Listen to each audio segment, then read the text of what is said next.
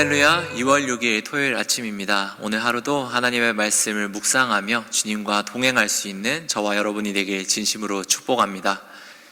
오늘 다 함께 나눌 말씀은 마태복음 10장 34절에서 42절까지의 말씀입니다.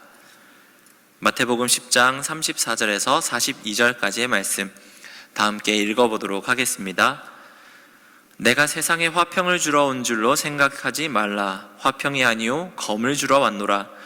내가 온 것은 사람이 그 아버지와 딸이 어머니와 며느리가 시어머니와 불화하게 하려 함이니 사람의 원수가 자기 집안 식구리라. 아버지나 어머니를 나보다 더 사랑하는 자는 내게 합당하지 아니하고 아들이나 딸을 나보다 더 사랑하는 자도 내게 합당하지 아니하며 또 자기 십자가를 지고 나를 따르지 않는 자도 내게 합당하지 아니하리라. 자기 목숨을 얻는 자는 잃을 것이요 나를 위하여 자기 목숨을 잃는 자는 얻으리라. 너희를 영접하는 자는 나를 영접하는 것이요 나를 영접하는 자는 나를 보내신 이를 영접하는 것이니라. 선지자의 이름으로 선지자를 영접하는 자는 선지자의 상을 받을 것이요 의인의 이름으로 의인을 영접하는 자는 의인의 상을 받을 것이요 또 누구든지 제자의 이름으로 이 작은 자 중 하나에게 냉수 한 그릇이라도 주는 자는 내가 진실로 너희에게 이르노니 그 사람이 결단코 상을 잃지 아니하리라 하시니라. 아멘. 오늘의 본문은 계속해서 예수님의 강화 말씀을 다루고 있습니다. 더욱이 두 가지 주제가 전반부, 후반부 나타나는 것 같은데 저희가 하나씩 말씀을 나눠보도록 하겠습니다. 먼저 첫 부분에 대한 이야기를 생각하면 예수님이 모든 것을 마치 파괴하러 온 것으로 오해할 수가 있습니다. 이 예수님께서 우리 가정을 파괴하러 오신 것인가? 이런 오해를 할 수도 있는데 우선 이 본문을 다루기 전에 어떤 성경에 나타나는 전체적인 관점을 살펴봐야 합니다. 과연 예수님께서 가정을 안 좋아하시는 것일까? 싫어하시는 것일까? 했을 때 그런 것이 전혀 아니거든요. 창세기나 이렇게 본문을 살펴보면 예수님께서 가장 먼저 만드시는 것이 가정 공동체입니다. 그리고 예수님께서 우리의 믿음의 조상들을 축복하실 때 보면 항상 그 가정을 축복하시거든요. 아들을 축복하고 그 대대손손 어떻게 하나님을 따르면 좋을 것인지, 어떻게 하나님의 복을 누릴 수 있을지 하나하나 세세하게 축복을 하십니다. 그래서 그 가정 공동체가 각자 어디를 가든지 어디서 뭘 하든지 하나님의 나라를 온전히 세워가는 것을 바라는 것이 성경의 전체적인 이야기입니다. 그렇다면 오늘의 본문은 우리가 어떻게 해석을 해야 할까? 저는 37절 말씀이 어떤 이 본문의 핵심을 담고 있다고 생각합니다. 37절 말씀을 한 번만 더 읽어보겠습니다.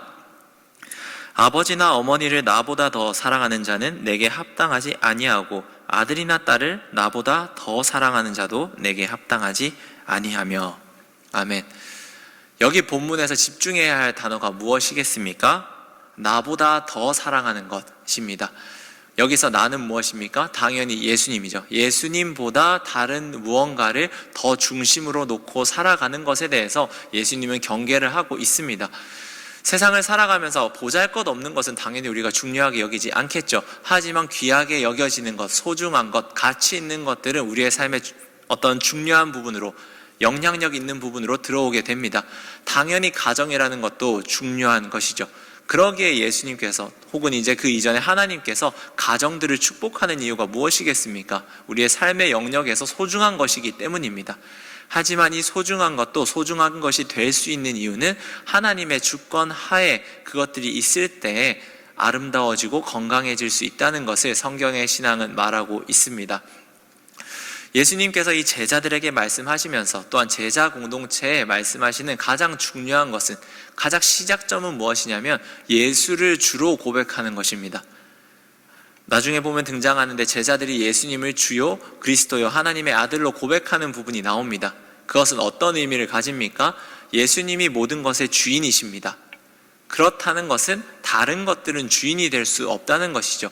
아무리 소중하고 영향력 있고 큰 것들, 어떤 것이라 할지라도 예수님이 주인 되신다라고 하는 말은 이 모든 것들이 예수님 안에서 해석되어야 합니다. 이 모든 것들이 예수님을 중심으로 제가 이해할 수 있습니다. 이런 고백과 같다고 할 수 있습니다.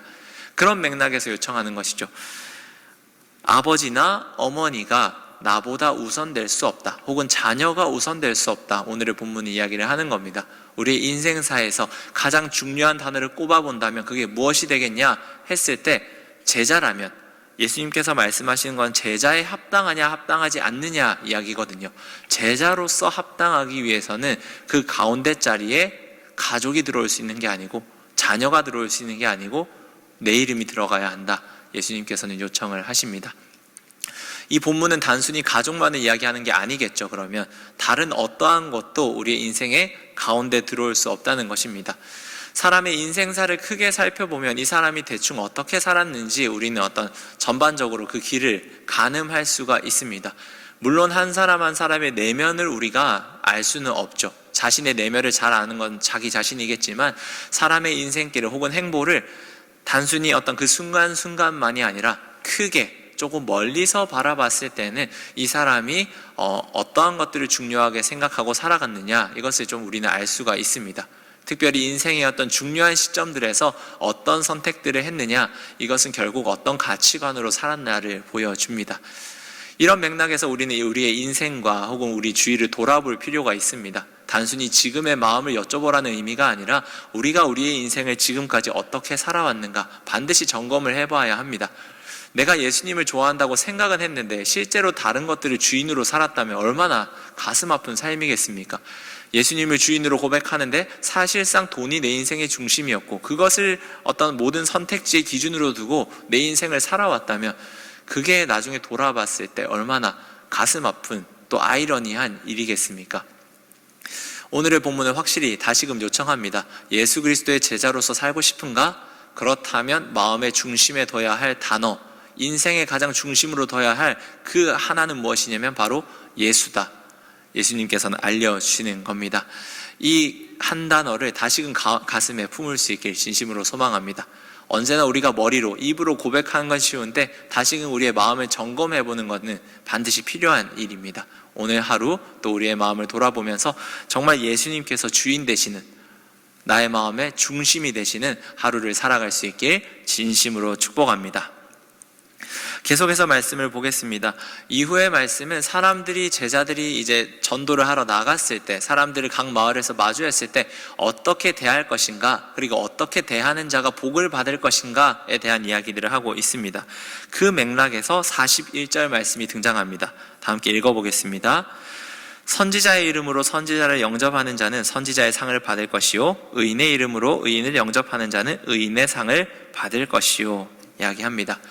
선지자가 선지자로서 대우를 받으면 그 사람은 이제 상을 받을 것이고, 의인을 의인으로서 대접하는 자는 상을 받을 것이다, 이야기를 합니다. 그런데 어떤 사람이 그 사람에 합당하게 대접받는 건 당연하지 않습니까? 이론상으로는 당연하거든요. A라는 사람을 A라는 사람으로서 대접하고 B라는 사람을 B라는 사람으로서 대접하는 것은 마땅히 우리가 해야 할 일이며 그렇게 하기 쉽다고 생각합니다. 하지만 우리의 인생사를 살다 보면 어떻습니까? 사람을 있는 그대로 바라보기가 참 어렵습니다.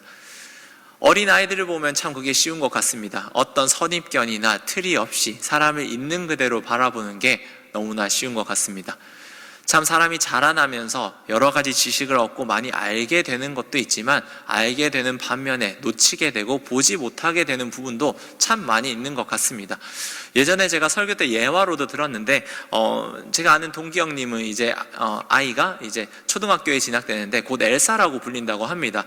엘사라고 했을 때 그건 겨울왕국의 엘사를 말하는 게 아닙니다. LH에 사는 사람들을 줄여서 말하는 게 엘사였거든요. 이 사람은 임대주택에 사는 사람들이다 라는 규정하는 단어가 참 그렇게 말하기엔 너무나 멋쩍으니까 엘사로 말을 줄여서 부른다는 것이죠. 그런데 그 단어가, 그 워딩이 초등학생들의 입에까지 전해진답니다. 이 생각을 누가 했을까요? 당연히 어른들이겠죠. 어느 집에 사는가가 중요하다라고 생각하는 어른들의 입에서 나오게 된 단어가 그런 단어이고, 그 단어가 참 안타깝게도 초등학생이 이제 되면은, 학생이 이제 점점 자라날수록 그런 단어로 친구들을 부르기 시작한다는 것이죠. 유치원 때에는 그 이전에는 아무렇지 않게 지냈던 아이가 이제는 그 사람의 이름으로 보이는 게 아니라 이제 엘사라는 사람으로 분류되는 것이죠. 뿐만이 아닙니다. 제 고향이 지금 부산인데, 부산의 해운대만 하더라도 이제 아이들을 이제 반을 배치하고 어떤 그룹을 나누는 게 아파트 단위로 나눠서 한답니다. 단순히 좋은 아파트, 어떤 안 좋은 아파트, 이런 식으로 분류를 해서 아이들을 이제 때로 마주하고 그룹을 나누는 게 참 안타까운 일이지 않습니까? 아무리 일을 진행하는 데 있어서 뭐 편의가 있다 할지라도 그것은 우리가 사람을 있는 그대로 바라보지 못하게 하는 어떤 하나의 일 중에 일이 되는 거거든요. 이런 아이들이 자라나면 자라날수록 점점 더 어떻게 됩니까? 사람을 있는 그대로 바라보지 못하게 되는 겁니다. 점점 어떤 경제적인 것이라는 이유로, 사회적인 환경이라는 이유로, 직업이라는 이유로 여러 가지로 우리 눈앞에는 안경들이 쓰여지게 되는 것이죠. 마찬가지였습니다. 선지자가 왔을 때 이야기한 건 무엇이었습니까? 그냥 팩트였어요. 있는 현실을 그대로 말해줬는데도 선지자를 선지자로 받아들이지 못하는 것이죠. 왜 그렇습니까? 자기들의 마음에 안 맞고 자기들의 권력 구조를 무너뜨릴 것 같고 이 사람들의 행색이 보잘것없기에 선지자가 아무리 선지자적인 메시지를 외쳐도 받아들이지 못했습니다. 의인도 마찬가지입니다. 어떤 의인이 나타나서 자신들에게 좋은 일을 했을 때, 어떤 이웃을 돕는 일을 했을 때 물론 그 당사자는 고마웠지만 그걸 옆에서 보고 있는 사람들은 탐탁치 않았습니다. 왜 그렇습니까? 자신의 마음에 모난 부분이 드러나기 때문이죠. 그러기에 의인들이 와도 의인이라고 제대로 말도 하지 못하고 의인을 핍박하는 일이 일어났습니다. 마찬가지입니다. 예수님께서는 말씀하시는 거죠. 너희들이 이제 앞으로 가도 그럴 것이다. 지금 전도를 이제 가서 여행을 다녀도 정말 너희가 이 작은 자로 묘사되는데 작은 자 중에 하나로 다가갔을 때 작은 자로 너희들을 받아들이는 사람 잘 없을 것이다. 만약에 그런 사람, 냉수 한 그릇이라도 주는 사람이 있으면 그 사람은 복을 받을 것이다. 이야기를 합니다. 저는 이 작은 자라는 표현에 이 본문의 핵심이 있다고 생각합니다. 우리는 이런 본문이 있을 때 작은 자의 입장, 제자의 입장으로 다가가는 게 아니라 어떤 그 복음을 받아들이는 입장에서 좀 많이 생각을 해봐야 할 것 같습니다. 누구든지 큰 사람, 영향력 있는 사람이 우리 앞에 다가왔을 때는 그렇게 대우해주기가 쉽거든요. 그 사람의 인성과 인격을 떠나서 누구든지 그런 사람에게 잘 해주기는 쉽습니다. 하지만 지금의 표현처럼 이 작은 자가 나타났을 때 어떻게 대하는가, 저는 이것이야말로 사람을 판단할 수 있는 좀 바로미터가 된다고 생각합니다. 사람을 있는 그대로 바라볼 수 있는 사람인가, 아니면 다르게 바라보는 어떤 여러 가지 색안경을 끼고 바라보는 사람인가, 이것에 있어서 가장 중요한 기준이 될 수 있는 사람은 작은 자입니다. 이름 없는 자, 아무것 보잘것 없어 보이고 영향력 없어 보이는 사람이 눈앞에 나타났을 때 어떻게 대하는가, 그것이야말로 제자로서의 삶을 살아가는가 그렇지 못하는가, 이것의 바로미터가 됩니다. 하나님께서는 창세기 말씀을 통해 알려주셨습니다. 모든 사람은 다 하나님의 형상으로 만들었다 이야기를 합니다. 당시에 하나님의 형상이라는 지위를 획득할 수 있었던 사람은 신 같은 사람이었습니다. 신의 어떤 지위를 받은 왕은 어떤 호칭을 누릴 수 있었죠. 하지만 창세기 이야기는 상당히 개혁적인 말을 이야기합니다. 아무리 노예처럼 보이는 사람이라 하더라도 모든 사람 하나도 빠짐없이 모든 인간들은 다 하나님의 형상으로 만들어졌다 이야기를 하는 것이 하나님의 신앙이며 하나님을 따르는 백성들이 가져야 할 가치관입니다. 그렇다면 어느 작은 자라 하더라도 보잘것없는 자라 하더라도 하나님의 형상으로 바라볼 수 있어야 하는 것이 우리의 신앙의 근본이거든요. 하지만 이 작은 자를 어떻게 대하느냐, 아무것도 없어 보이는 이 보잘것없어 보이는 자를 어떻게 대할 것인가, 그것에 따라서 예수님께서는 누구는 복을 받게 될 것이고 누구는 복을 받지 않게 될 것이다 이야기를 합니다. 사랑하는 광장교회 성도 여러분, 우리의 마음을 또 한번 돌아볼 수 있는 은혜가 있길 진심으로 축복합니다. 작은 자를 어떻게 대하는가, 그것이 지금 우리의 신앙의 어떤 지금 현 주소를 돌아볼 수 있는 상황입니다. 만약에 그런 사람이 그렇지 않게 보였다면, 작은 자가 참 보잘것없게 보였다면 고치면 됩니다. 돌이키면 됩니다. 주님, 제가 색안경을 많이 끼고 있었던 것 같습니다. 이 색안경을 뺄 수 있는 은혜가 제 삶 속에 있게 하여 주옵소서. 기도하면 됩니다. 그리스도인으로서 우리가 살아간다는 건 예수를 주로 고백한다는 것이고, 그 가운데 여러 가지 이제 옳고 옳지 않음을 판단할 수 있는 기준이 생긴 것이 신앙의 증거입니다.